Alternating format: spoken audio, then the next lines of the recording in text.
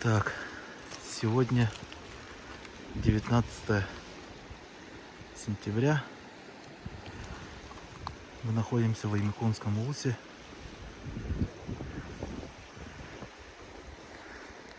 Это у нас река Куйдун.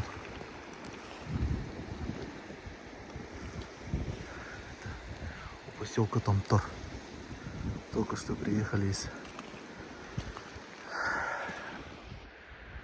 села Автобалаган. Это Сортоновский наследник, да? Вот наши товарищи разгружаются. И вот за нами приехала лодка МЧСовская, которая будет переправлять людей слева на правый берег. Все потому что недавно этим летом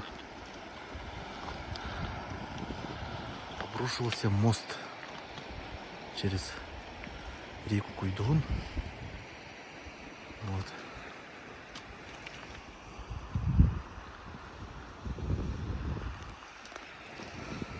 Пока никто не знает точно из-за чего. То ли ошибка проектантов, строителей, или на этапе эксплуатации этого моста. Ну, скорее всего, здесь уже были допущены ошибки при гидрологических расчетах. Не учли расход воды и так далее.